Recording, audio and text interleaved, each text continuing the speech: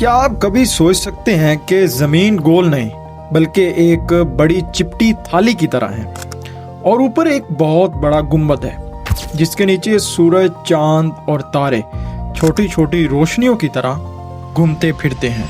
لیکن حیرت کی بات یہ ہے کہ آج بھی 21ویں صدی میں دنیا بھر میں لاکھوں لوگ اس بات پر یقین رکھتے ہیں کہ زمین چپٹی تھالی کی طرح ہے۔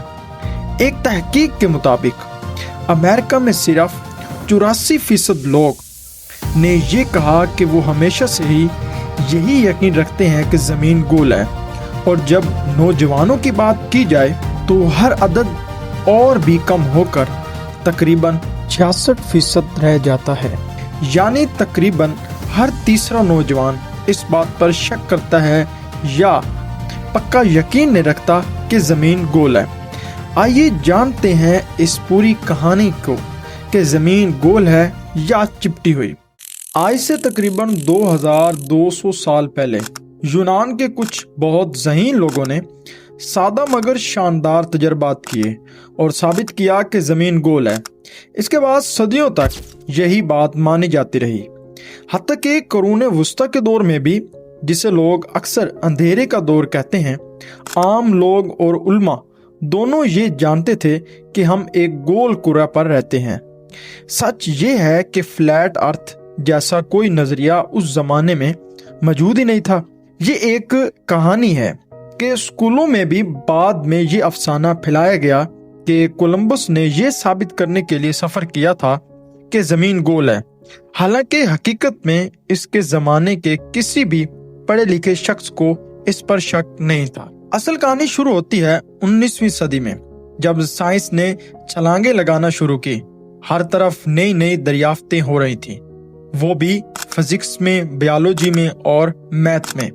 لیکن اسی دوران کچھ لوگ اس تیز رفتار ترقی سے پریشان ہونے لگے۔ ان کا خیال تھا کہ سائنس اتنی پیچیدہ اور نظریاتی ہوتی جا رہی ہے کہ عام آدمی کا اس سے رشتہ ٹوٹتا جا رہا ہے۔ وہ چاہتے تھے کہ سائنس واپس اس سادہ طریقے پر آ جائے جہاں انسان اپنی آنکھوں سے دیکھے، اپنے ہاتھوں سے چھوئے اور خود فیصلہ کرے۔ اسی سوچ کے ساتھ سامنے آیا ایک انگریز جو اپنے فلمی نام سے مشہور ہوا۔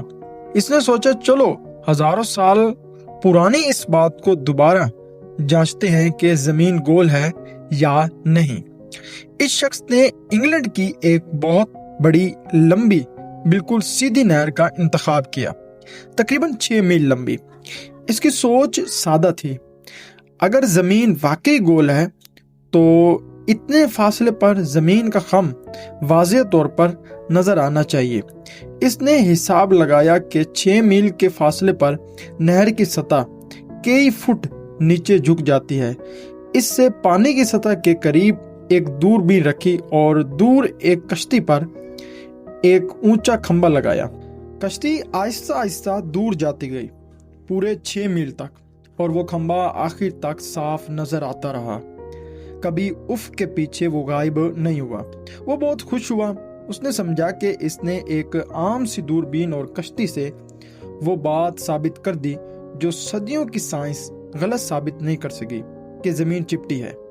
اس نے اپنے تجربات پر ایک پوری کتاب لکھ ڈالی، لیکن اصل میں اس نے ایک بہت اہم چیز کو نظر انداز کر دیا تھا۔ ہوا کی مختلف تہوں سے روشنی کیسے مڑتی ہے، جسے ہم فضائی فلیکسیبلٹی کہتے ہیں۔ یہی وجہ تھی کہ دور کی چیزیں اس سے کہیں زیادہ دیر تک نظر آتی رہیں جتنی سادہ حساب کتاب کے مطابق آنی چاہیے تھی۔ یہ کوئی نیا انکشاف نہیں تھا، سائنسدان یہ بات پہلے ہی جانتے تھے، مگر اس شخص نے اس پیچیدہ وضاحت کو ماننے سے انکار کر دیا۔ اس کا کہنا تھا کہ فطرت ہم سے سیدھی سادی زبان میں بات کرتی ہے، اور جو کچھ ہم اپنی آنکھوں سے دیکھیں وہی سب سے بڑا ثبوت ہوتا ہے۔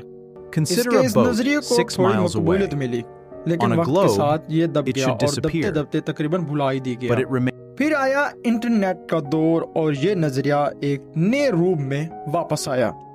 آج کے فلیٹ ارتھر اسی پرانے طریقے پر چلتے ہیں، اپنی آنکھوں اور حواس پر بھروسہ اور پیچیدہ سائنس وضاحتوں سے انکار۔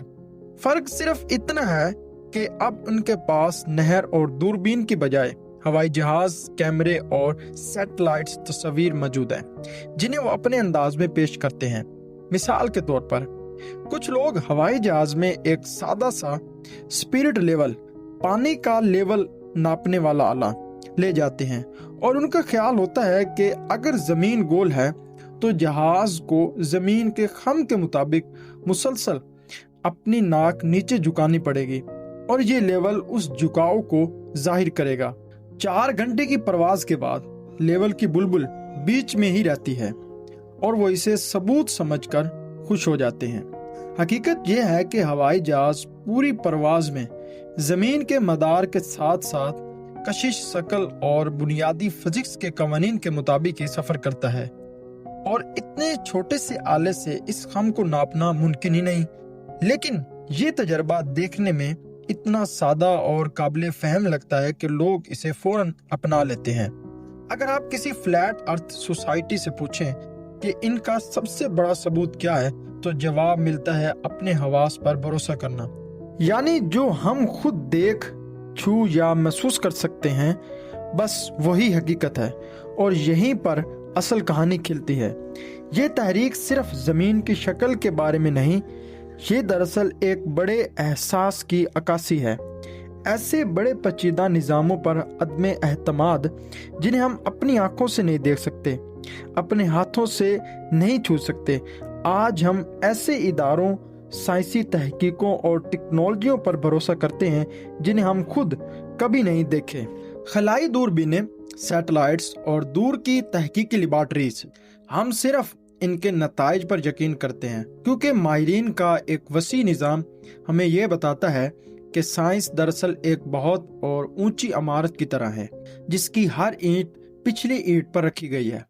کسی ایک شخص نے پوری عمارت نہیں بنائی، بلکہ ہزاروں لوگوں نے مل کر ایک دوسرے کے کام کو جانچتے، پرکھتے اور درست کرتے ہوئے اسے مکمل کیا۔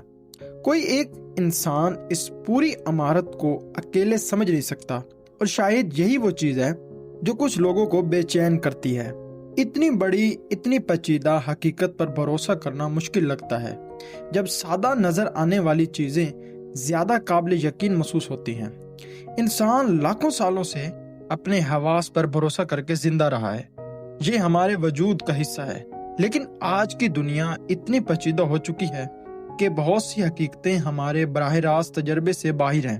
شاید اسی خلا کو پور کرنے کے لیے کچھ لوگ سادہ، قابل فہم مگر غلط نظریوں کی طرف چلے جاتے ہیں۔ اس کے باوجود سائنس اپنا کام جاری رکھے گی، لوگ باہر جائیں گے، مشاہدہ کریں گے، ایک دوسرے کے نتائج کو جانچیں گے اور علم کی اس بلند عمارت میں نئی اینٹیں لگاتے رہیں گے، چاہے کچھ لوگ زمین کو چپٹی ہی کیوں نہ سمجھتے رہیں۔ تو یہ تھی ویڈیو۔ اگر میری ویڈیو آپ کو پسند آئی ہو تو چینل کو سبسکرائب کریں، ویڈیو کو لائک کریں۔ ملتے ہیں اگلی ویڈیو کے ساتھ، اجازت دیجیے، اللہ حافظ و ناصر۔